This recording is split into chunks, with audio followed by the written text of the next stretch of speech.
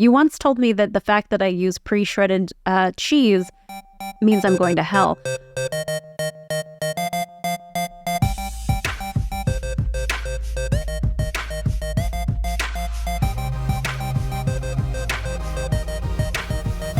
Welcome to another episode of Is This for Kids? I am Jonathan Blevins. And I'm Katie Ruvi. I've been married 10 years. I have an 8-year-old, a 7-year-old, and a 3-year-old. Oh, baby marriage. I've been married for 16 years. I've got 5 kids, ages 15 through 2. I'm praying on your downfall. I'm kidding. Wow. I feel so good that I've been married for so long. 10 years is a monumental thing. And then you called me a baby marriage. It's a fantastic amount of time to be married for my baby infant brother. Thank you. Absolutely. I appreciate my that. marriage We are not siblings, nor are we married. No, not to each other.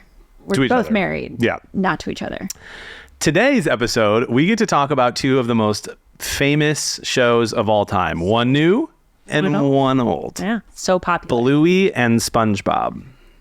Yes. Would you like to hear my SpongeBob laugh real quick? There's nothing. God, I want to die. I hate it. There are worse impressions that I can do, but there are also way better impressions. Like, I can't hear you. Oh. Okay, when we talk about Listen to my... my opinion on SpongeBob, I'm going to need somebody to put this right back in it immediately after I state my opinion, okay? Perfect. I'm excited about it. But first, let's check in. Yeah. Anything fun happening in your life? Any fun kid stories? Oh, my goodness. So, you know how kids sort of remember things differently than they actually happen? Yeah. And as you get older, you sort of realize that you didn't remember your parents the way that that didn't really happen. You know, you kind of realize that, well, right now, my daughter Millie is in this phase where she's telling me things that she remembers happened. Yesterday, she adamantly said, Mom, do you remember that one time you had us pretend that we were running away from a bad guy and you had us tie all of our shirts together and then you lowered us from a 2nd-story window and Dad caught us? And I was like, no, What? honey, that never happened. And she was just no. It was before you were a good mom. You were still really young before you got like good at being a mom. And my husband's like, yeah, babe.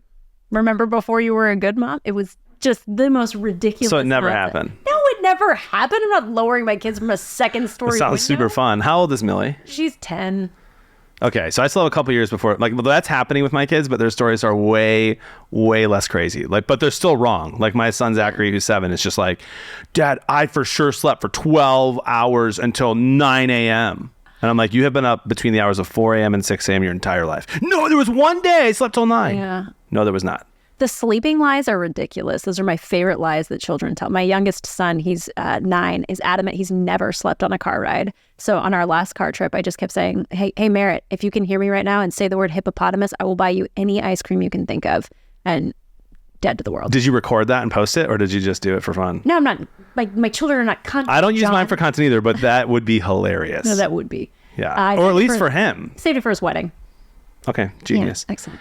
I'm thankful for wives because my wife takes my phone and she uploads any photo that I've taken of the kids onto her phone or onto like the cloud. Yeah. Because otherwise I would not do that. My husband takes way better pictures than I do, so I just let him be in charge of it. Amazing. Fantastic. Yeah. Amazing. Yeah. Well, I am excited that today we're going to talk about Bluey and SpongeBob. Are you? I'm excited to talk about Bluey. Don't spoil it. Sorry. Also, I want you to know this really cool thing before we start. I'm going to coach my son Zachary's football team this year. No way. Yeah. Assistant coach because I'm a little too busy to be the head coach. Also, it doesn't pay well. It pays at all? Because I coached volleyball and it was free. No, I'm under the impression that I get like a little budget for snacks, which I will use for myself. It's for your snacks? It's for my snacks, not the kids' snacks. You guys get chips and I get bourbon. Bourbon's a snack, during right? the game. Yeti container, everything's fine. This podcast is not for kids. This podcast is not for kids. Me being a coach, though, is, and that's going to be a lot of fun. And my son wants to win the Super Bowl, so he's got high hopes. Have you told him that Pop Warner football generally does not appear in the Super Bowl? I didn't want to break his heart. Haven't told him yet. Okay. Well, let me know. He's a highly sensitive kid. That's a thing I just learned about. We'll talk about that another time. Yeah, I think it's important to lie to your children early on. Wow. That was a joke. Do you remember when I first told you that we were doing an episode on Bluey and you were like, why? Yeah, because Bluey, in my mind, was obviously for kids, but apparently there's a controversy you know about? There is, and we'll get into that. But I told, you weren't the only one. I told a lot of my friends that we were going to do Bluey on one of the first episodes. Yeah. And the reason why is because Well, two reasons. One, there is a funny controversy that we get to talk about, and we'll get there. But two, like, there are parents out there who are new parents. This is hard for me to remember. There are new parents out there who are doing it for the very first time. Yeah. Who are like, with a 4-year-old, have no idea what to let them watch, and all they've ever watched so far is like Coco Melon. Yeah. And they don't know what Bluey is yet. And so they might want to know, is it for kids? That's true. And you're in this like brand new space where sometimes these things that appear to be for children are definitely not for children. So I get it. Yeah. So I'm excited. According to IMDb. I've heard of this, the International Movie Database. Oh, is that what that stands for? Seriously? Yeah. I thought database was one where why does it have two? I don't know. Okay. Not in charge of that. According to IMDb, Bluey follows the adventures of a lovable and inexhaustible 6-year-old blue heeler puppy from Australia who lives with her dad, Mum, and 4-year-old sister, Bingo. In every episode, Bluey uses her limitless blue healer energy to, as a video gamer, I just hear blue healer and I'm like, oh, that's like a Final Fantasy thing. Oh, a healer? Yeah. To play elaborate games that unfold in unpredictable and hilarious ways. The episodes are like 7 to 9 minutes. And all in all, a pretty perfect show. Maybe. Ruvi, what are your thoughts? Gosh, so Bluey is one of those shows that my kids can all watch together because it's not so weirdly saccharine and obnoxious that older kids can't get interested in it, but it's still funny and the parents are relatable and I can watch it with my kids and my 2-year-old and my 10-year-old, they sit on the couch and watch it together. It's, for me, the perfect children's show. Wow, that which is bold coming from you because people will learn as this podcast goes on that you don't like to have super what's the word? Hot take opinion, not hot take. I like nuance. I'm a big fan of nuance. I like hyperbole. I've noticed that about you. You once told me that the fact that I use pre-shredded cheese means I'm going to hell. Which I don't think that's what I said. I think it was. You brought a priest. I think I said you didn't love your kids. There was holy water. It was offensive. It tastes way better when you shred your own cheese, if you have the time to do it. Uh-huh. It does. It melts better too. I'm with you. I think Bluey is like the ultimate perfect show for kids, which is, as much as I love hyperbole, it does take a lot for me to say that about any TV show. It's like a perfect show for even me to watch with the kids if I just want to snuggle them up and watch it. But if you need to just get like the dishes done, you can just throw one episode of Bluey on. Everyone gets excited. Yep. You know that there's like no language. There are some episodes that like hint like it's about a really serious issue. Like there's, I think, one that a lot of people think is about a miscarriage that maybe Bluey's mom has had, and that kind of stuff. But like that's going to be so far over little kids' heads. But also, even if it isn't, like that's a real thing. Yeah, there are plenty of kids who've actually lived that reality where they are so excited for a brother or sister that's not going to get here. Yeah. But other than like those, which I think are really good episodes, there's like not one episode so far. I believe they just released all of the last of season 3, which I got to watch because of this podcast. Yeah, I watched it all because my children were watching it anyway. But yeah. Yeah, and they were all just good. There's like not one episode where you're like, man, this is controversial. Skip episode 21 of season 3. Yeah, I didn't have that feeling about anything. But you know what I really love about Bluey? It's my favorite thing. Is every time that there's a shot of them in their house, there's a sock under a couch, or my favorite is a plate full of blueberries that's like stuck behind a door. They don't have a perfect house. There's miscellaneous nonsense everywhere. Yeah. It's, as a parent, is just very edifying to see. Yeah, I agree. Yeah. I think my wife also agrees. I wish that there weren't Cheerios just laying around my house. Right, but knowing that Bandit, the greatest dad of all time, also has Cheerios under his couch, it feels better, you know? Let's talk about Bandit, the greatest dad of all time, because one of the controversies out there is that, and I know it really does sound silly that I'm like, there's a controversy about Bluey, but there is, and it's like gaining some traction. One of the biggest ones is that Bandit is putting unrealistic expectations on children's for like the amount of time that he spends playing with Bluey and Bingo. Yeah, I have read that on the internet. When you first pitched this to me and I went and looked it up, I was like, what are people upset about? Apparently, there are quite a few parents out there that feel like, I mean, not just Bandit and Chili both are apparently far too present and far too involved in games. I guess I just don't agree. In most of the context, you see them start the game and then leave the girls to play it together. But also, an episode of Bluey is, like you said, 8 minutes long. I can play with my kids for 8 minutes. For sure. You know? Yeah. I would be lying if I didn't once think it before I ever read that article, like, man, he's just the perfect dad. Yeah, he's killing it. Yeah. So I've thought that before, but then I think, like you're saying, I think about like what I try to do with my kids, and I try to be very intentional about playing with my kids and reading books, and we go outside and play football all the time, all kinds of stuff. But it's always, my thing is, it's always things I want to do. I need to be better about doing things that my kids want to do. Well, Dad, you want to build Legos? No, let's throw the football. Okay. Perfect. Well, what's great about Bluey is that you can just flatly steal their ideas and act like they were yours. Like, I completely made up Keepy Uppy.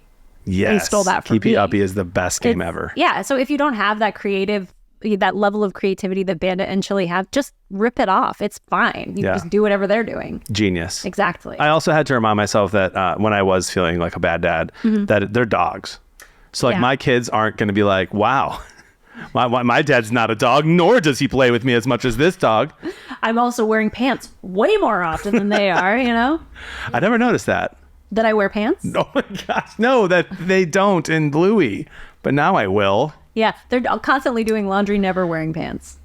I think it's also important for everyone to know that the Australian accents make it 10 times better of a show. Yeah, and as a result, my 2-year-old now speaks with a slight Australian accent on certain words. So she's got quite a few words, but she's just starting to learn them, and she's learned them with Bluey. So she'll say, please, oh, please, all the time.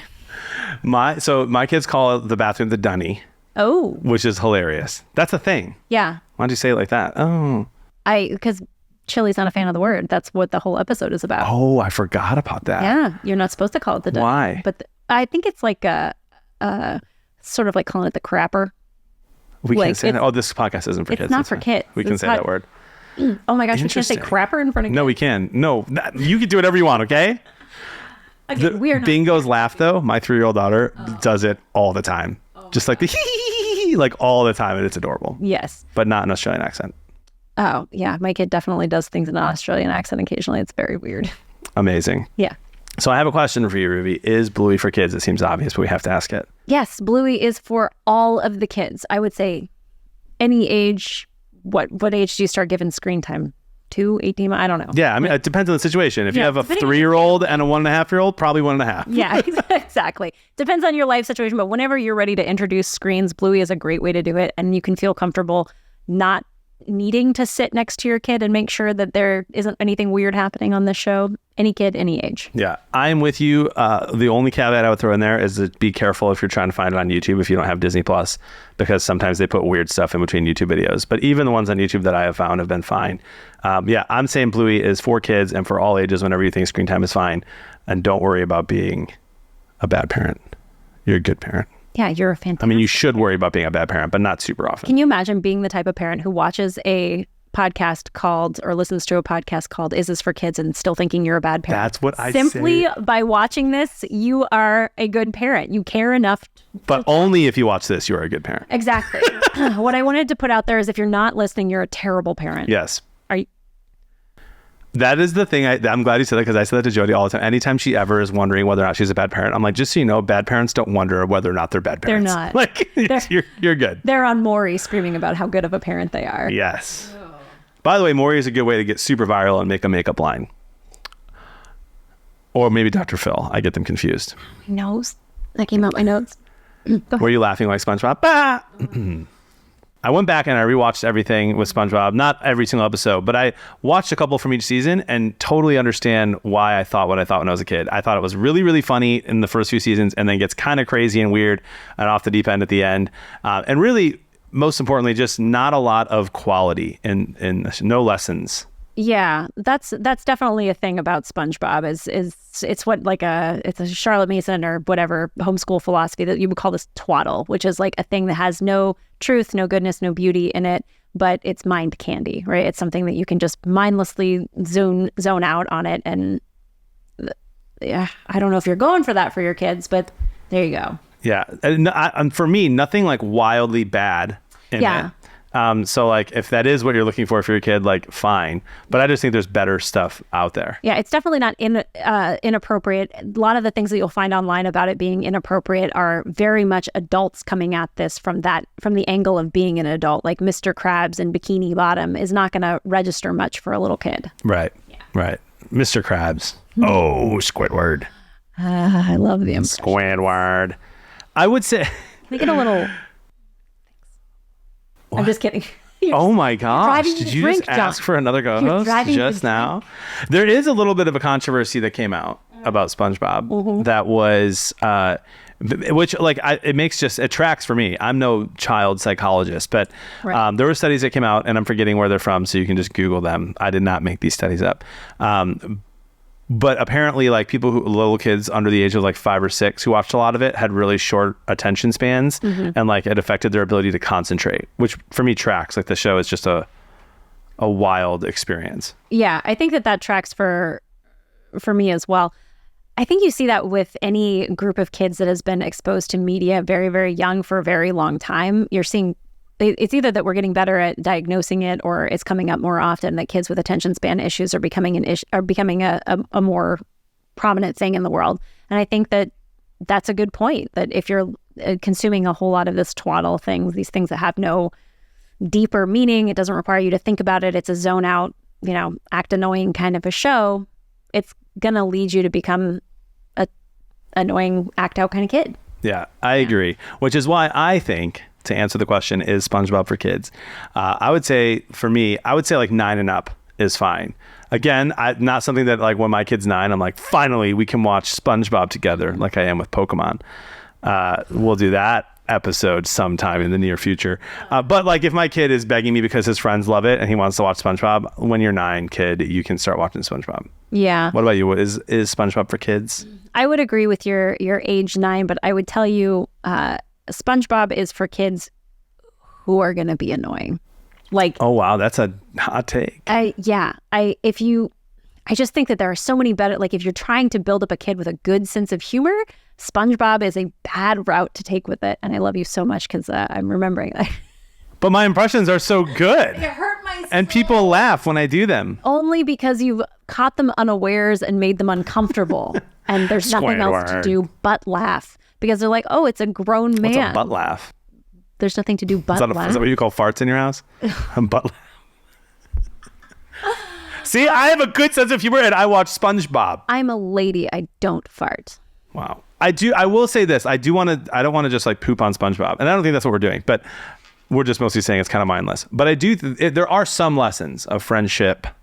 The movie is... I can't wait till somebody takes I don't want to poop on SpongeBob out of context and makes it into a clip and just... It'll be funny. Over the internet. It'll be a funny clip. Now, I remember there being a time where somebody edited your face into a SpongeBob cartoon on the internet. Do you recall this? Are you talking about the video? Yeah. Where in the scene where, hey, you don't talk about my brother like that. And just like, why don't you lose some weight, you fatty? And I was like, oh my gosh. Yeah. And it was funny. That they can have that kind of thing because we were just talking about Bluey a second ago. And in the United States, they edited 30 seconds of a Bluey episode out because of a lack of body positivity where... Yeah, that's too far. Yeah. It's interesting that Bandit and Chili can't stand on the... we don't feel comfortable with them standing on a scale and being like, oh, I got to do more exercise. But a few years back, somebody was screaming, lose some weight, you fatty. On SpongeBob. On SpongeBob. Which is a funny part of the episode and was funny when someone was making fun of me on it. Yeah. It's just a difference in where we're at as society. Yeah. I have thick skin, though. Okay. Bluey's perfect for kids of all ages. We agree, right? We agree. SpongeBob, you're going to need to be a little bit older, 9+. But also maybe you're a little annoying. Yeah, I would actually try to avoid letting your kids watch it at all, but 9+. Yeah, we are on the same page there. We will not always be on the same page. No, not usually, actually. And I'm really excited about this podcast because we're going to do TV shows and movies and all other forms of media. And so be on the lookout. And if you have any suggestions for things you'd like us to review, movies that are coming out or movies that have already come out before, let us know in the comment section below. Yes, absolutely. If you're on YouTube, make sure that you like and subscribe, turn all notifications on. And make sure that you are following us on your favorite podcast app and leave us a 5-star review. Please. Please.